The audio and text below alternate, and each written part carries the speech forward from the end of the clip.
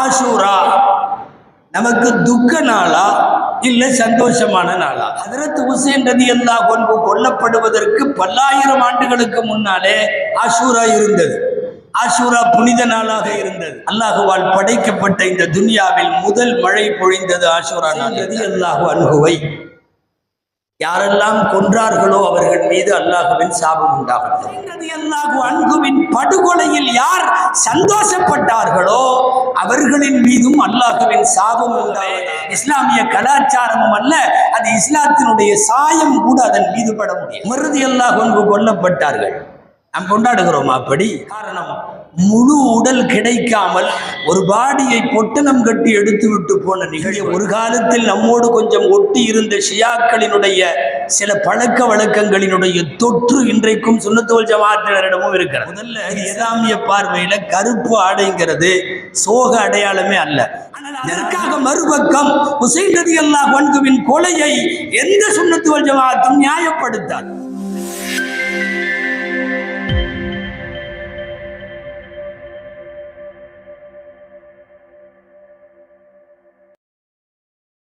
रहमतुल्लाहि व बरकातुहू।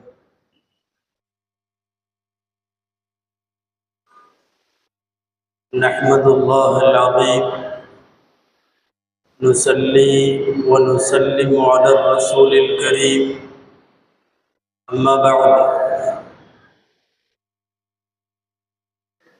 फ़क़द क़ाल अल्लाहु सुब्हानहु व तआला फ़ी कलामिहिल क़दीम वल फ़ुरक़ानिल मजीद أعوذ بالله من الشيطان الرجيم بسم الله الرحمن الرحيم وذكرهم بأيام الله صدق الله العظيم وقال رسول الله صلى الله عليه وسلم صوموا عاشوراء وخالفوا فيه اليهود وفي رواية لئن بقيت إلى قابل لأصومن التاسع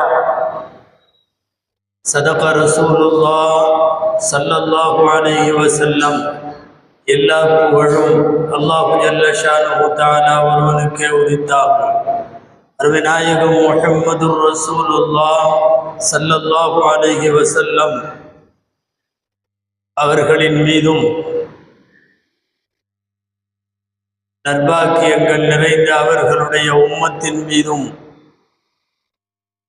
குறிப்பாக இந்த ஜும்மா நாளில் நம் அனைவர் மீதும் எல்லாம் வல்ல அல்லாஹுவின் நல்லருள் என்றென்றும் நிறைவாக உண்டாவதாக. ஆமீன். அல்லாஹு ஜல்ல ஷானுஹு தஆலா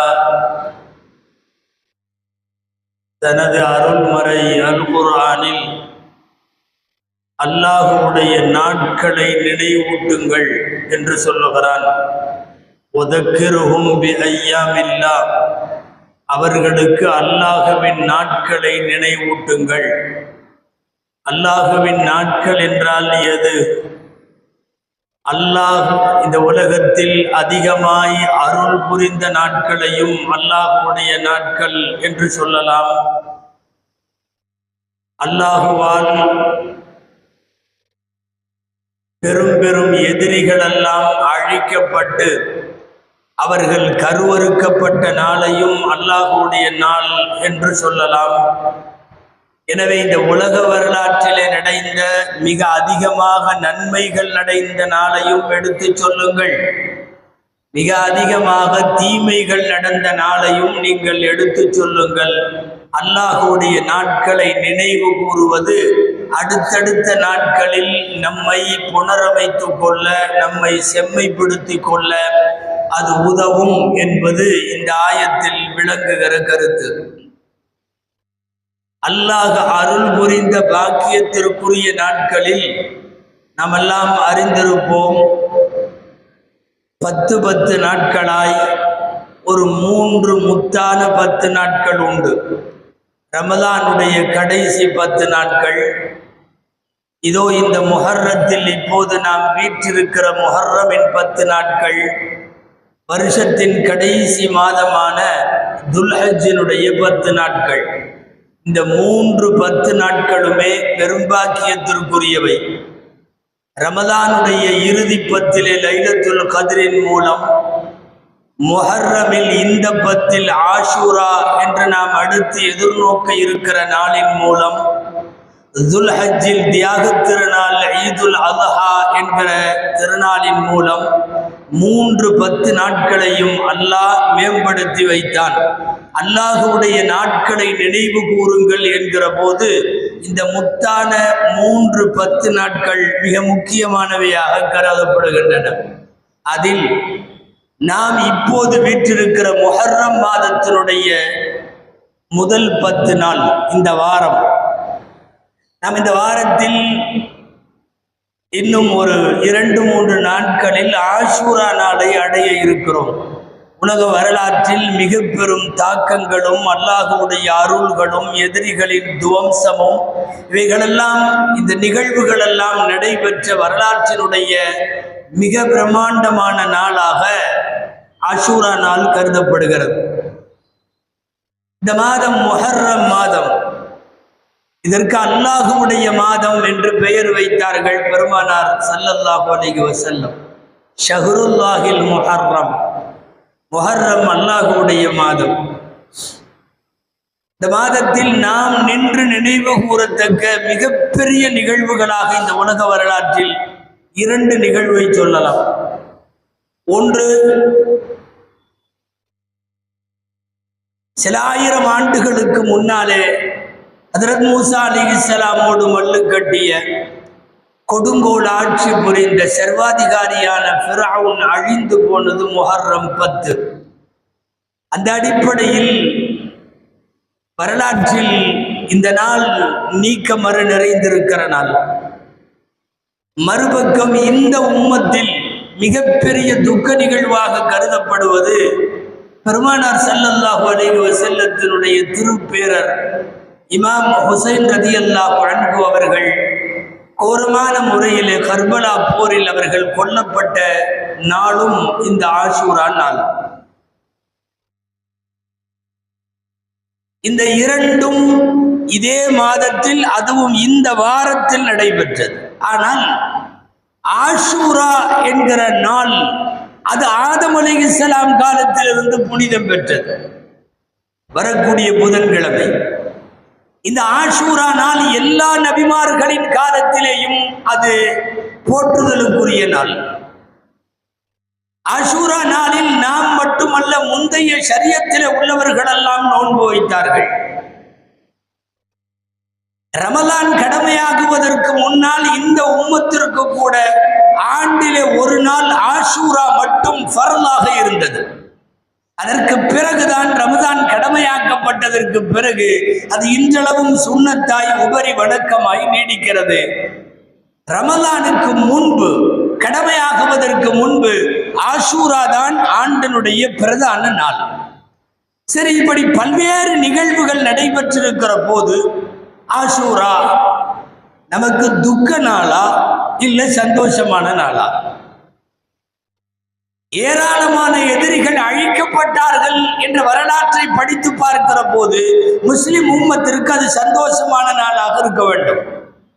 மறுபக்கம் இந்த உம்மத்தில் பெருமானார் ஸல்லல்லாஹு அலைஹி வஸல்லத்தினுடைய அன்பு பேரர் ஹஜ்ரத் ஹுசைன் ரலியல்லாஹு அன்ஹு சுவனவாலிபர்களின் தலைவர் கொல்லப்பட்ட நாள் துக்கமாக கருத வேண்டும். துக்கமா அல்லது இது சோகமா என்கிற புரிதல்களுக்கு இடையில் மார்க்க அறிஞர்கள் சொல்லுகிறார்கள், இது துக்க நாள் அல்ல, அதற்காக கொண்டாடப்பட வேண்டும் என்கிற சந்தோஷ நாளும் அல்ல. இது இபாதத்திற்குரிய நாள். அந்த நாளிலே நோன்பு நோட்கலாம், அந்த நாளில் ஏழைகளுக்கு உதவி புரியலாம், அந்த நாளில் அல்லாஹ்விடத்தில் பிரார்த்தனைகள் புரியலாம், அந்த நாளில் தன் குடும்பத்தினருக்கு விசாலமாக செலவு செய்யலாம். அவ்வளவுதான். இதை தாண்டி ஆஷூரா கொண்டாட்டத்திற்குரிய நாள் அல்ல. அதே சமயம் இங்கே சில ஷியாக்கள் செய்வது போல இது துக்க நாளாக உடலிலும் மாறிலும் கன்னத்திலும் அறைந்து கொள்ளக்கூடிய நாளும் அல்ல. ஆஷூரா என்று சொன்னவுடன் அது ஹுசைன் ரலியல்லாஹு அன்ஹு கொல்லப்பட்ட நாள். எனவே அந்த நாள், அந்த மாதம் எல்லாம் சோகமானது என்பதை போல ஒரு கருப்பு ஆடை உடுத்தி கொண்டு இதை சோகத்தினுடைய ஒரு நிறம் கொடுக்க முயற்சிப்பது தவறானது. மார்க்க அறிஞர்களின் பார்வையில் அது நம்முடைய கொள்கை கோட்பாடுகளுக்கு எதிரானது. அப்படி ஒரு சோக நாளாக முஹர்ரமை, ஆஷூராவை கொண்டாட வேண்டிய அவசியம் இல்லை. ஹஜ்ரத் ஹுசைன் ரலியல்லாஹு அன்ஹு கொல்லப்படுவதற்கு பல்லாயிரம் ஆண்டுகளுக்கு முன்னாலே ஆஷூரா இருந்தது. ஆஷூரா புனித நாளாக இருந்தது. மதீனத்தில் மண்ணிற்கு பயணம் புறப்பட்ட பெருமானார் ஸல்லல்லாஹு அலைஹி வஸல்லம் மதீனாவிலே போய் ஆஷூரா நோன்பு வைக்க சொல்லி அவர்களும் வைத்து உம்மத்தை வைக்க சொன்ன நாளிலே இருந்து சற்றேறக்குறைய 50-60 வருஷத்துக்கு பிறகுதான் ஹுசைன் ரலியல்லாஹு அன்ஹு கொல்லப்படுகிறார்கள். எனவே ஹுசைன் ரலியல்லாஹு அன்ஹு கொல்லப்பட்டதற்கு பிறகு ஏற்பட்டதல்ல ஆஷூரா. எனவே ஆஷூரா என்பது சோக நாள் அல்ல. வரலாற்றில் சொல்ல போனால் மகிழ்ச்சிக்குரிய ஏராளமான செய்திகள் ஆஷூராவிலே நடைபெற்றது. அமர்ந்திருக்கலாம், ஹஜ்ரத் ஆதம் அலைஹிஸ்ஸலாமை அல்லாஹ் படைத்தது ஆஷூரா என்று வருகிறது. அவர்களின் தௌபா ஒப்புக்கொள்ளப்பட்டது ஆஷூரா என்று வருகிறது. வெள்ளப்பெருளையத்திலே இருந்து நூஹ் அலைஹிஸ்ஸலாமையும் அவர்களோடு விசுவாசம் கொண்டவர்களையும் அல்லாஹ் ஒரு பெருவெள்ளத்திலே இருந்து கப்பலிலே காப்பாற்றியது ஆஷூராவுடைய நாள் என்று வருகிறது. இருள்களுக்கிடையில் மீனின் வயிற்றில் சிக்கிக் கொண்ட யூனுஸ் அலைஹிஸ்ஸலாம் மீண்டும் அந்த வயிற்றிலே இருந்து வெளிப்படுத்தப்பட்டு அவர்கள் மீட்டெடுக்கப்பட்டது ஆஷூரா நாள் என்று இருக்கிறது. சூனியக்காரர்களுக்கும் மூசா அலைஹிஸ்ஸலாமுக்கும் ஏற்பட்ட ஒரு மிகப்பெரிய மோதலில் மூசா அலைஹிஸ்ஸலாம் வென்றெடுத்த நாளும் ஆஷூரா நாள் என்று வருகிறது. இதற்கெல்லாம் மேலாக ஒரு மிகப்பெரிய பனு இஸ்ரவேலர்கள் என்கிற ஈமான் கொண்ட கூட்டத்தை கூட்டிக் கொண்டு செங்கடலுக்கு சமீபமாய் போன மூசா அலைஹிஸ்ஸலாமுக்கு கடல் பிளந்து வழிபட்டு அவர்களை கரை ஏற செய்ததும் ஃபிரௌன் மூழ்கடிக்கப்பட்டதும் இதுவெல்லாம் நடைபெற்றது ஆஷூரா நாள். வரலாற்றின் வழி நெடுகிலும் ரட்சிக்கப்பட்ட நாள், அல்லாஹுவின் பாதுகாப்பு பெற்ற நாள், நல்லடியார்கள் கரை சேர்க்கப்பட்ட நாள் என்றெல்லாம் வருகிறது. ஒரு சில அறிவிப்புகளில் இப்படியும் காண கிடைக்கிறது, அல்லாஹுவால் படைக்கப்பட்ட இந்த துன்யாவில் முதல் மழை பொழிந்தது ஆஷூரா நாளில் தான். முதல் மழை. கட்டடமாக இருந்த கஅபத்துல்லாவிற்கு ஆடை போர்த்தி அழகு பார்க்கப்பட்டது முதலாக முஹர்ரம் 10. அன்றில் தொடங்கி இன்றைக்கு வரையும் முஹர்ரம் 10 கஅபத்துல்லாவிற்கு துணி மாற்றுவார்கள். கஅபத்துல்லாவிற்கு புத்தாடை அணிவிக்கப்படும். இது எல்லாமே முஹர்ரம் 10 ஆஷூரா நாளில் கடந்த காலங்களில் நடந்தவை, இப்போதும் நடப்பவை, இனி கியாமத்து வரைக்கும் ஆஷூரா இப்படிப்பட்ட புனிதங்களை தாங்கிய நாள்.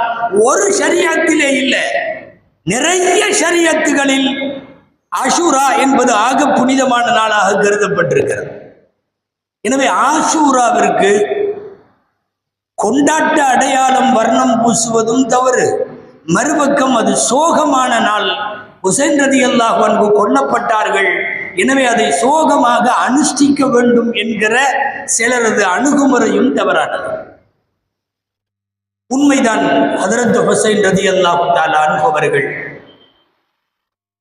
பக்தாத் அருகே இருக்கிற கர்பலா மைதானத்தில் அவர்கள் கொல்லப்படுகிறார்கள். பெருமானார் ஸல்லல்லாஹு அலைஹி வஸல்லம் வஃபாத்தாகி ஏறக்குறைய 50 ஆண்டுகளுக்கு பின்னாலே ஹஜ்ரத் ஹுசைன் ரலியல்லாஹு தஆலா அன்ஹு அவர்கள் போரிட்டது ஆட்சிக்கு வர வேண்டும் என்பதற்காக அல்ல, நாடு பிடிக்க வேண்டும் என்பதற்காக அல்ல, நான் ஒரு பெரிய தளபதி என்று உயிர்களை கொல்லுவதற்கு புறப்பட்ட ஒரு பழிவாங்கும் பயணம் அல்ல. சர்வாதிகாரத்தை எதிர்த்து போராடினார்கள், கொடுங்கோல் ஆட்சியை எதிர்த்து போராடினார்கள். மக்கள் தேர்ந்தெடுக்காமல் அவர்களாக முடிசூட்டிக் கொள்ளுகிற அந்த போர் தான் கர்பலாவினுடைய போர். போர் ஒரு மிகப்பெரிய காவியம். எம்பெருமானார் ஸல்லல்லாஹு அலைஹி வஸல்லத்தினுடைய அடுத்த தலைமுறை வம்சத்தினர் அத்தனை பேரும் ஹுசைன் ரலியல்லாஹு அன்ஹுவோடு இருக்கிறார்கள். ரொம்ப சுருக்கமாக சொல்லுவதானால் பெருமானார் ஸல்லல்லாஹு அலைஹி வஸல்லமுடைய திருப்பேரர் ஹுசைன் ரலியல்லாஹு அன்ஹுடைய குடும்பம் ஒட்டு மொத்தமாக கொல்லப்பட்ட நாள். எல்லாம் கொல்லப்பட்டார்கள். உடல் நலம் சரியில்லாமல் போரிலே பங்கேற்காமல் கூடாரத்திலே படுக்க வைக்கப்பட்டிருந்த ஸைனுல் ஆபிதீன் ரலியல்லாஹு அன்ஹு அவர்கள் மட்டும்தான், அவர்கள் ஒரே ஒருவர் மட்டும்தான் அந்த குடும்பத்திலே இருந்து தப்பித்தவர்கள். ஸைனுல் ஆபிதீனை தவிர எல்லாரும் போய்விட்டார்கள். ஸைனுல் ஆபிதீன் ரலியல்லாஹு அன்ஹு அவர்களுடைய சொந்த பெயர் அலி இப்னுல் ஹுசைன் ரலியல்லாஹு அன்ஹு. அவர்கள் ஒருவரை வைத்துத்தான் இந்த உலகத்தில் இன்றைக்கு வரையும் ஹுசைன் ரலியல்லாஹு அன்ஹுடைய வம்ச தொடர்ந்து வந்து கொண்டிருக்கிறது. ஏனென்றால் ஒரு குடும்பத்தினுடைய அத்தனை நபர்களும் கொல்லப்பட்டு ஆள் இல்லாத பாலைவனத்தில் நீர் இல்லாத நிலையில் குடிக்க தண்ணீர் கேட்டும் கொடுக்க மறுக்கப்பட்ட நிலையில் ஹஜ்ரத் ஹுசைன் ரலியல்லாஹு அன்ஹு கொல்லப்பட்டது சோகமான நிகழ்வு என்பதில் சந்தேகம் இல்லை. ஆனால் அதற்காக முஹர்ரம் சோகம், ஆஷூரா சோகம் என்று அல்லாஹ்வினுடைய இந்த பண்டிகை நாளைக்கு ஒரு சோகத்தினுடைய நிறம் பூசுவது நம் கொள்கை கோட்பாடுகளுக்கு எதிரானது. நாம் அழுத்தமாக தெரிந்து வைத்திருக்க வேண்டும். அஹ்லு சுன்னத்து வல் ஜமாஅத் என்று சொல்லுகிற சுன்னத்து வல் ஜமாஅத்தினுடைய உலகம் முழுக்க வாழுகிற சுன்னத்து வல் ஜமாஅத்தினுடைய அகீதா கொள்கை கோட்பாடு என்ன தெரியுமா? ஹுசைன் ரலியல்லாஹு அன்ஹுவை யாரெல்லாம் கொன்றார்களோ அவர்கள் மீது அல்லாஹ்வின் சாபம் உண்டாகட்டும். யாரெல்லாம் கொல்லுவதற்கு ஐடியா கொடுத்தார்களோ, ஆலோசனை சொன்னார்களோ அவர்களின் மீதும் அல்லாஹ்வின் சாபம் உண்டாகட்டும். யாரெல்லாம் அந்த கொலைக்கு, படுகொலைக்கு உதவியாக இருந்தார்களோ அவர்கள் மீதும் அல்லாஹ்வின் சாபம் உண்டாகட்டும். இந்த செய்தியை கேள்விப்பட்டதற்கு பிறகு ஹுசைன் ரலியல்லாஹு அன்ஹுவின் படுகொலையில் யார் சந்தோஷப்பட்டார்களோ அவர்களின் மீதும் அல்லாஹ்வின் சாபம் உண்டாவதாக என்பதுதான் சுன்னத்து வல் ஜமாஅத்தினுடைய அகீதா. அது வரலாற்றில் மறக்க முடியாத ஒரு சோகமான நாள் என்பதில் சந்தேகம் இல்லை. ஆனால் மறுபக்கம் அதே சுன்னத்து வல் ஜமாஅத்தினுடைய கொள்கை கோட்பாடு ஆஷூரா இதனால் சோக நாள் அல்ல, முஹர்ரம் மாதம் இதனால் சோக மாதம் அல்ல. நமக்கு தெரியும், எந்த ஒரு மரணத்திற்கும் 3 நாளைக்கு மேல் துக்கம் அனுஷ்டிக்க மார்க்கத்தில் அனுமதி இல்லை. அது மனைவியாக இருந்தால் கணவனுடைய துக்கத்திற்கு 4 மாதம் 10 நாட்கள் வரை துக்க காலமாக எடுத்துக்கொள்ளலாம்.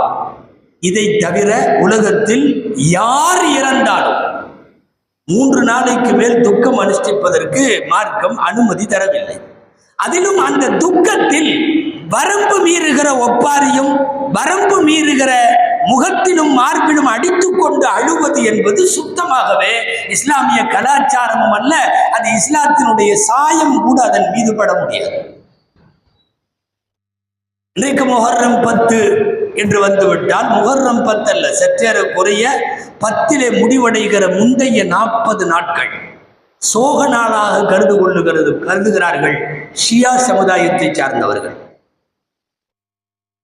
40 நாளும் எந்த நல்ல காரியமும் நடக்காது.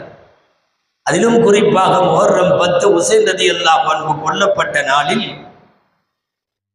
கையிலே ஆயுதங்களை வைத்துக் கொண்டு, கத்தியை வைத்துக் கொண்டு தன் உடலை தானே கீறிக்கொள்வது, முகத்திலே அரைந்து கொள்வது, சங்கிலியால் கட்டி கொள்வது, பெண்கள் தங்களுடைய உடல்களிலே அவர்களும் தனியாக அரைந்து கொண்டு அடித்துக் கொண்டு அழுவது, இவர்கள் பப்ளிக்காக ஊர்வலம் நடத்தி இரத்த வெள்ளத்தில் பார்ப்போரை ரணகளை செய்கிற ஒரு சூழலை ஏற்படுத்துவது, இது எல்லாமே அப்பட்டமாக சுன்னத்து வல் ஜமாஅத் என்று சொல்லக்கூடிய அகில உலக முஸ்லிம்கள் அத்தனை பேருக்கும் இது எதிரான நிலைப்பாடாகும்.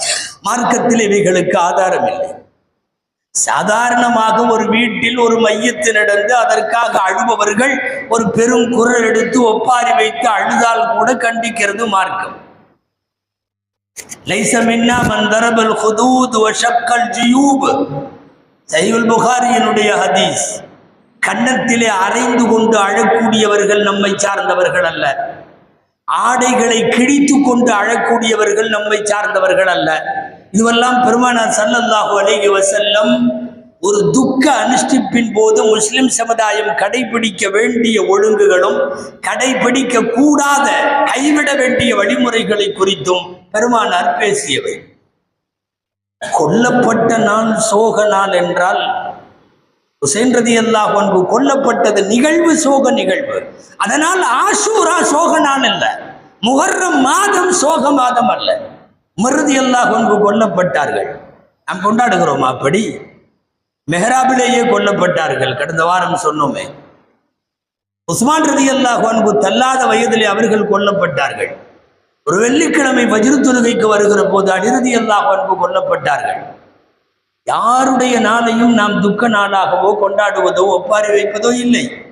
அப்படி மார்க்கத்தில் அனுமதிக்கப்படவும் இல்லை. 63 ஆண்டு கால பெருமானாருடைய வரலாற்றில் 63 வருஷத்திலேயும் சேர்த்து நடைபெற்ற ஒரு கோரமான படுகொலை என்று சொன்னால் உஹதிலே கொல்லப்பட்ட ஹம்சா ரலியல்லாஹு அன்ஹுவினுடைய படுகொலையை சொல்ல வேண்டும். காரணம், முழு உடல் கிடைக்காமல் ஒரு பாடியை பொட்டணம் கட்டி எடுத்து விட்டு போன நிகழ்வு அது. பெருமானார் ஸல்லல்லாஹு அலைஹி வஸல்லமை அடுத்த அடி எடுத்து வைக்க விடாமல் அவர்களை துவளச் செய்த ஒரு மாபெரும் படுகொலை. அந்த ஹம்சாவுக்கு கூட நபி ஸல்லல்லாஹு அலைஹி வஸல்லம் நீண்ட நாட்களாக துக்கம் அனுஷ்டிக்கவில்லை. அனுஷ்டிப்பதற்கான வழிகளை ரசூலுல்லாஹ் விடவும் இல்லை. எனவே முஹர்ரம் மாதத்தையே அல்லது ஆஷூரா நாளையே சோக நிறம் பூசுவது என்பது நம்முடைய சுன்னத்து வல் ஜமாஅத்திற்கு எதிரான. இதில் இன்னும் பல கொடுமைகள். முஹர்ரம் இந்த 10 நாட்கள் நம்முடைய குடும்பங்களிலே கூட நல்ல காரியம் செய்ய மாட்டார்கள், குடி போக மாட்டார்கள், வீடு துவங்க மாட்டார்கள், வியாபாரம் துவங்க மாட்டார்கள். புதிதாக தம்பதியினரை கூட கணவன் மனைவியை சேர விடாமல் பிரித்து வைத்து விடுவார்கள். முஹர்ரம் 10வது நாள் பஞ்சா எடுப்பது என்கிற பெயராலே ஒரு மோசமான பிதஅத்தை செய்வார்கள். ஆங்காங்கே கிராமங்களில் இன்றளவும் தமிழகத்திலே கூட தீ மிதிக்கிற வேலை கூட நடக்கிறது. பஞ்சா எடுப்பது, தீ மிதிப்பது, கணவன் மனைவியை பிரித்து வைப்பது, இது எல்லாமே இங்கே ஒரு காலத்தில் நம்மோடு கொஞ்சம் ஒட்டி இருந்த ஷியாக்களினுடைய சில பழக்க வழக்கங்களினுடைய தொற்று இன்றைக்கும் சுன்னத்து வல் ஜமாஅத்தினரிடமும் இருக்கிறது. இது எதற்குமே மார்க்கத்தில் அனுமதி இல்லை. தீ மிதிப்பது என்பதெல்லாம், கடவுளுக்காக தன்னை தீயில கால் மிதித்து புண்ணாக்கி கொள்வது என்பதெல்லாம் பல்வேறு சமயங்களினுடைய வேற்று மதத்தினுடைய கலாச்சாரம், வழிபாடு. அடுத்த மதத்தின் கலாச்சாரத்தை தனதாக்கி கொள்ளுபவன் அதை சார்ந்தவன் என்கிறார்கள் நபி ஸல்லல்லாஹு அலைஹி வஸல்லம். உங்களுக்கு தெரியும், பாங்கு சொல்லுவது என்கிற முறை வருவதற்கு முன்னால் தொழுகைக்கு கூப்பிட என்ன செய்யலாம் என்று ஆலோசிக்கப்பட்ட போது மணி அடிக்கலாம் என்றார்கள் சில பேர், அந்த நேரம் மட்டும் நெருப்பு மூட்டலாம் என்றார்கள் சில பேர், சங்கு ஊதலாம் என்று சொன்னார்கள் சில பேர். ஆலோசனையில் பெருமானார் ஸல்லல்லாஹு அலைஹி வஸல்லம் சொன்னது என்ன தெரியுமா? அவைகளெல்லாம் யகூதிகளின் வேலை. சங்கு ஊதுதல், மணியடித்தல் நசாராக்களினுடைய பண்பாடு, நெருப்பு மூட்டி அடையாளப்படுத்துதல் மஜூசிகளினுடைய பழக்கம். இது எந்த சாயலும் நமக்கு இருக்கக்கூடாது. எனவே தொழுகை நேரம் வந்துவிட்டது என்று தெரியப்படுத்த அதற்கு பிறகுதான் அல்லாஹுவால் காட்டி கொடுக்கப்பட்டு கனவின் மூலம் சொல்லிக் கொடுக்கப்பட்டு அதான் என்கிற பாங்கொலி இன்றைக்கும் உலகம் முழுக்க பாங்கு சொல்லப்படுகிறது. அந்த ஆலோசனையை நினைத்து பார்க்கிறோம். அடுத்த மதத்தவர்களினுடைய செயல்பாடுகள் வழிபாட்டு ரீதியாக வணக்க வழிபாடுகளுக்குள் நம்மிடையே வர வேண்டாம் என்பதுதான் அதிலே ஆழமாக நாம் உள்வாங்க வேண்டிய கருத்து. அப்படி இருக்கிற போது பஞ்சா எடுப்பது என்பதோ அல்லது தீ மிதிப்பது என்பதோ, அந்த ஆஷூரா நாளைக்கென்று சோக அடையாளங்களை பூசிக்கொள்வது என்பதோ, இவைகளெல்லாம் மார்க்கத்திற்கு அப்பாற்பட்டவை. முதல்ல கருப்பு ஆடை என்கிற கான்செப்டே தவறு. முஹர்ரம் வந்துவிட்டால் முஹர்ரமுடைய 10 நாட்கள், ஏன் அவர்களெல்லாம் 40 நாட்கள் ஷியாக்களை பார்க்கிறோம் கருப்பு ஆடைகளை அணிந்து கொள்வார்கள். 40வது நாள் தான் கருப்பு ஆடைகளை களைவார்கள். முதல்ல இஸ்லாமிய பார்வையில கருப்பு ஆடைங்கிறது சோக அடையாளமே அல்ல.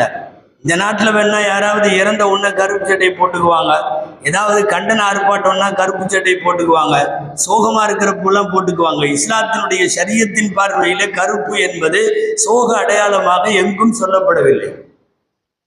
கொஞ்சம் மிகைப்படுத்தி சொல்லலை, கொஞ்சம் மாத்தமா வேணா சொல்லலாம். சில சந்தோஷமான தருணங்களில் ரசூலுல்லாஹ் கருப்பு ஆடை அணிந்திருக்கிறார்கள். ஹிஜ்ரி 8 மக்கா வெற்றி கொள்ளப்பட்ட ஒரு மாபெரிய வெற்றிக்குரிய நாள்.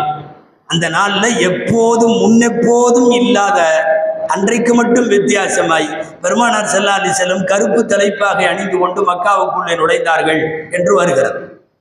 8 வருஷ காலமாக போராடி போராடி சொந்த மண்ணில் தாய் மண்ணில் கால் வைத்து அந்த மண்ணை மீட்டெடுத்து மீண்டும் மக்காவிற்குள்ளே ஒரு ஆளுமையாக உள்ளே நுழைகிற மகிழ்ச்சிக்குரிய தருணத்தில் கருப்பு ஆடைகளை அணிந்திருக்கிறார்கள் என்பது இந்த மார்க்கத்தில் கருப்பு என்பது சோக அடையாளம் அல்ல என்பதை நமக்கு தெளிவாக சொல்லித் தருகிறது. அந்த அடிப்படையில் இவைகள் எல்லாமே இன்றைக்கு ஆஷூராவிற்கு சோக நிறம் பூசுகிறார்கள், ஒரு துக்கத்தினுடைய வர்ணத்தை தெரிவிக்கிறார்கள். ஆஷூரா அப்படிப்பட்ட நாள் அல்ல. வழிநெடுக ஆஷூராவிலே நடைபெற்ற ஆதம் அலைஹிஸ்ஸலாம் காலத்திலிருந்து நடைபெற்ற வரலாறுகள் எல்லாம் முஸ்லிம் உம்மத்திற்கு மிகப்பெரிய மகிழ்ச்சியை தந்த நாட்களாக இருந்திருக்கிறது. ஆனால் அதற்காக மறுபக்கம் ஹுசைன் ரலியல்லாஹு அன்ஹுவின் கொலையை எந்த சுன்னத்து வல் ஜமாஅத்தும் நியாயப்படுத்தாது. நான் ஆரம்பத்தில் சொன்னது போல் லஅனத்துல்லாஹி அலா மன் கத்தலஹு வ அஷாரஹு வ அஅனஹு வ மன் ஃபரிஹ பிகத்லிஹி, கொன்றவர்கள், உதவியவர்கள், ஆலோசனை கொடுத்தவர்கள், அந்த செய்தியிலே மகிழ்ந்தவர்கள் அத்தனை பேர் மீதும் அல்லாஹ்வின் சாபம் உண்டாகட்டும் என்பதுதான் சுன்னத்து வல் ஜமாஅத்தினுடைய நிலைப்பாடு. சரி, ஆஷூரா நாளை நோன்பு வைத்து நன்றி செலுத்துகிற நாளாக கொண்டாடுவதற்கு காரணம் ஒன்றுதான். இந்த உலகத்தின் தன்னை கடவுள் என்று சொன்ன மிகப்பெரிய கொடுங்கோலனாக இருந்த ஃபிரௌன் அழிக்கப்பட்டார். சற்றேறக்குறைய 3500 வருஷத்திற்கு முன்னால் 6 லட்சம் பேரோடு களமிறங்குகிறார்கள் மூசா அலைஹிஸ்ஸலாம். எதிரிலே கடல், பின்னாலே வந்த மூசாவை நம்பி வந்தவர்களும் சொன்னார்கள், காலா சஹாபு மூசா இன்னா லமுத்ரகூன், நாமெல்லாம் மூழ்கிடுவோம். மூசா அலைஹிஸ்ஸலாம் இறை நம்பிக்கையிலும் உறுதியிலும் தளராமல் உறுதியோடு சொன்னார்கள், கல்லா இன்ன மஅய ரப்பி சயஹ்தி, மூழ்கி போவோம் என்று சொல்லாதீர்கள். கல்லா இன்ன மஅய ரப்பி சயஹ்தி, என்னோடு என் ரப் இருக்கிறான், அவன் வழிகாட்டுவான் என்கிற போது கடல் பிளந்து வழிவிட்டு ஒரு மாபெரிய சர்வாதிகாரி உள்ளுக்குள்ளே நுழைந்த நாள். எனவே ஆஷூராவை ஒரு மிகப்பெரிய வரலாற்று நிகழ்வை கொண்டாடுகிற வகையில் நாம் அன்றைக்கு நோன்பு நோக்கிறோம், நன்றி செலுத்துகிறோம். இந்த ஆண்டினுடைய முதல் மாதத்தினுடைய 10வது நாளை பாக்கியத்திற்கும் பரக்கத்திற்கும் உரிய நாளாக கருதுகிறோம். எம்பெருமானார் ஸல்லல்லாஹு அலைஹி வஸல்லமுடைய வார்த்தை, அஃதலு ஸியாமி பஅத ஷஹ்ரில்லாஹி பஅத ரமலான் ஷஹ்ருல்லாஹில் முஹர்ரம், ஸியாமு ஷஹ்ரில்லாஹில் முஹர்ரம், ரம்ஜானுக்கு பிறகு ஆகச் சிறந்த நோன்பு என்பது ஆஷூராவுடைய நோன்பு. ஷஹ்ரில்லாஹில் முஹர்ரம், ரம்ஜானுக்கு பிறகு ஆகச் சிறந்த நோன்பு என்பது ஆஷூராவுடைய நோன்பு, முஹர்ரம் மாதத்தினுடைய நோன்பு. அஃதலு ஸலாத்தி பஅதல் ஃபரீதத்தி ஸலாத்துல் லைல், உலகத்திலே ஃபர்லான தொழுகைக்கு பின்னால் ஆகச் சிறந்த தொழுகை தஹஜ்ஜுடைய தொழுகை. இந்த 2 வரியும் நபி ஸல்லல்லாஹு அலைஹி வஸல்லம் சொல்லித் தந்த வார்த்தை. அந்த அடிப்படையில் மதீனாவிலே நோன்பு வைத்த யூதர்களை பார்த்து ஏன் வைக்கிறீர்கள் என்று கேட்க, அல்லாஹ் மூசாவையும் இஸ்ரவேலர்களையும் காப்பாற்றிய நாள் என்று அவர்கள் சொல்ல, நாங்கள் அதற்கு மிக தகுதியானவர்கள் என்று சொல்லிவிட்டு அப்போதுதான் ஸல்லல்லாஹு அலைஹி வஸல்லம் முஸ்லிம்களுக்கு உத்தரவிட்டார்கள், சூமு ஆஷூரா வகாலிபு ஃபீஹில் யஹூத், நீங்களும் ஆஷூராவிலே நோன்பு வையுங்கள், யகூதிகளுக்கு கொஞ்சம் மாறு செய்யுங்கள். எப்படி மாறு செய்வது? அவர்கள் 10 நோன்பு வைக்கிறார்கள், நீங்கள் 9, 10 வையுங்கள். அடுத்த ஆண்டு நான் உயிரோடு இருந்தால் நானும் 9வது நாளும் சேர்த்து நோன்பு வைப்பேன் என்று சொன்னார்கள் பெருமானார் ஸல்லல்லாஹு அலைஹி வஸல்லம். அடுத்த ஆண்டு அவர்கள் உயிரோடு இருக்கவில்லை. அப்போ பிறை 9, 10 ரமலானுக்கு அடுத்தபடியாக ஆகச் சிறந்த நோன்பு. ஒரு ஆண்டுக்கான பாவங்கள் மன்னிக்கப்படுவதற்கு நாயகத்தால் உத்தரவாதம் தரப்பட்ட நோன்பு இன்ஷா அல்லாஹ் வரக்கூடிய செவ்வாய்க்கிழமையும் புதன்கிழமையும். ஒருவேளை செவ்வாய் வைக்க தவறினால் புதனும் வியாழனும் ஆக பிறை 9, 10 அல்லது 10, 11 ஆஷூரா நாள் வரக்கூடிய புதன்கிழமை இந்த நோன்பு வைப்பது அண்ணல் ஸல்லல்லாஹு அலைஹி வஸல்லம் அவர்களால் வலியுறுத்தப்பட்ட சுன்னத்தாகும். அல்லாஹ் ஜல்ல ஷானுஹு தஆலா பிறந்திருக்கிற புதிய முஹர்ரம் இஸ்லாமிய புத்தாண்டு 1446 ஒட்டுமொத்தமாக உலகத்தில் வாழ்கிற எல்லா முஸ்லிம்களுக்கும் அமைதியையும் சுபிட்சத்தையும் ஆஃபியத்தையும் பரக்கத்தையும் தரக்கூடிய சீர்மிகுந்த மாதமாய் செம்மையான ஆண்டாய் அல்லாஹ் இந்த ஆண்டை ஆக்கி அருள்வானாக. ஆமீன். வஆகிரு தஅவானா அனில் ஹம்துலில்லாஹி ரப்பில் ஆலமீன்.